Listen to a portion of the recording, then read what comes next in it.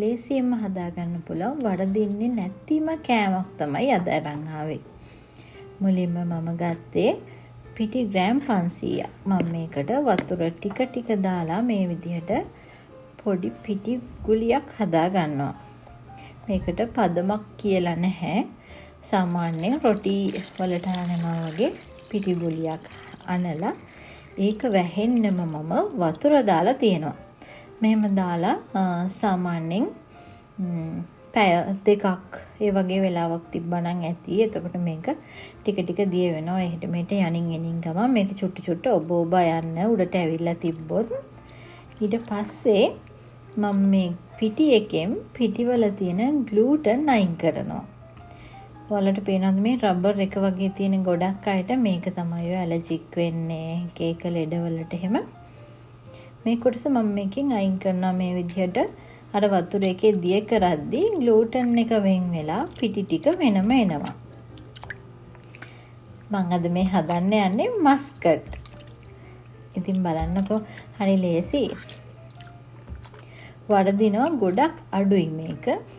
බලන්න මේ පිටි ග්‍රෑම් 500 තියෙන ග්ලූටන් ප්‍රමාණය.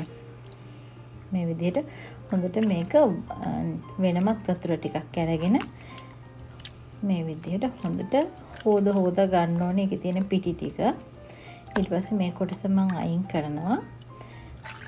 ඊට පස්සේ මම මේ පිටි දිය කරගත්ත වතුර ටික මම නම් පැයක් විතර වගේ ෆ්‍රිජ් එකේ තියලා තිබ්බා. එහෙම නැත්නම් ඔයාලට පුළුවන් මේක රෑ මේ විදිහට දිය කරලා උදේ වෙද්දි ගන්න. එතකොටත් පිටි ටික යටට බහැලා උඩින් වතුර ටික වෙන් වෙලා තියෙනවා. එහෙම නැත්නම් ෆ්‍රිජ් එකේ තිබ්බොත් ඉක්මන් වැඩේ. මම මේකත් පෙරලා තමයි ගන්නෙ. මොකද තව ග්ලූටන් කෑලි හැම්මෙන් තිබුණොත් මස්කට් එකේ පදම වෙනස් වෙන්න පුළුවන්. ඒ නිසා තමයි ඒක මම පෙරලා ඒ ග්ලූටන් ටික ඔක්කොම අයින් කරගන්නේ. ඉතින් බලන්නකො මේ පිටිවල මේ තියෙන ප්‍රමාණය ග්ලූටන් පේනව නේද?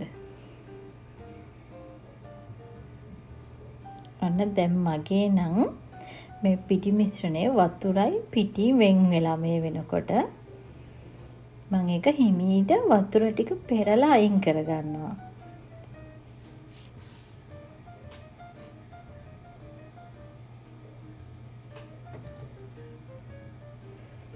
කලබලයක් නැතුව මේක හිමීට පෙරලා අයින් කරගන්න ඕනේ. මොකද එහෙම නැති වුණොත් එහෙම ආයෙත් පිටියකටම වතුර කලවම් වෙලා ආයෙත් තව ටික වෙලාවක් මේක තියන්න වෙනවා.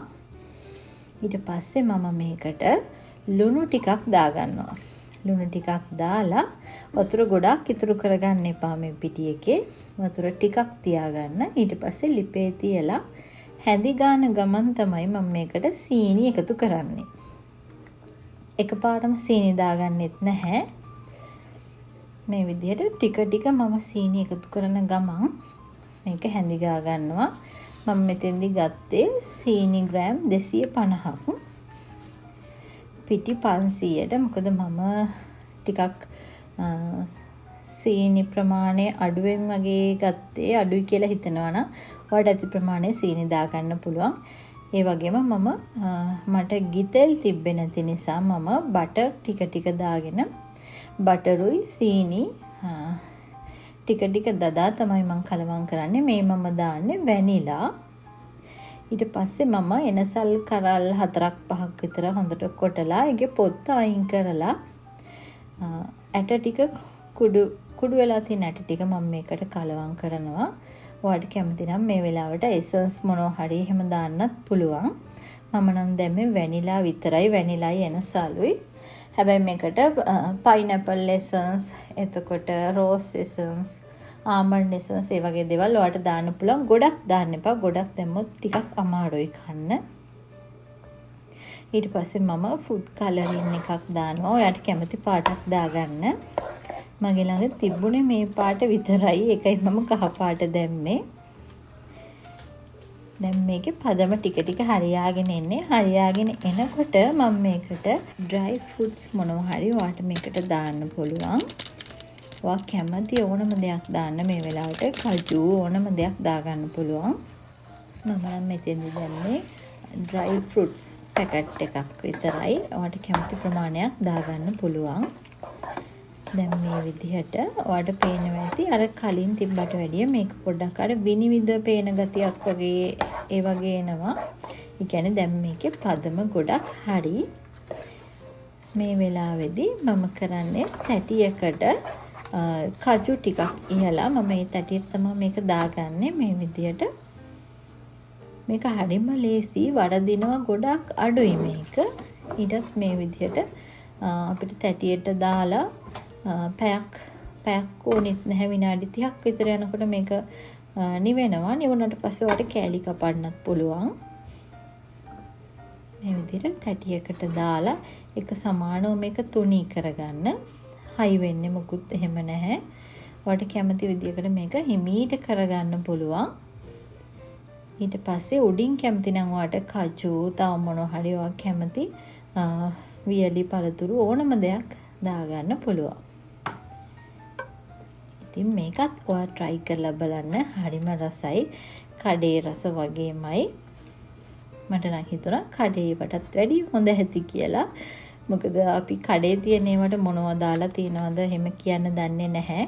හැබැයි අපි ගෙදර හදාගත්තොත් අපි දන්නවා මොනවද දාලා තියෙන්නේ කියලා ආරක්ෂිතව කන්න පුළුවන්. ඉතින් ඔයාලත් මේක try කරලා බලලා මට ෆොටෝ එකක් දාන්නකෝ එහෙනම්. කමෙන්ට් එකකුත් දාගෙන යන්න. බොහොම ස්තුතියි මගේ වීඩියෝ එක බලන් හිටියට. ආයෙත් අලුත් වීඩියෝ එකකින් හම්බෙමු.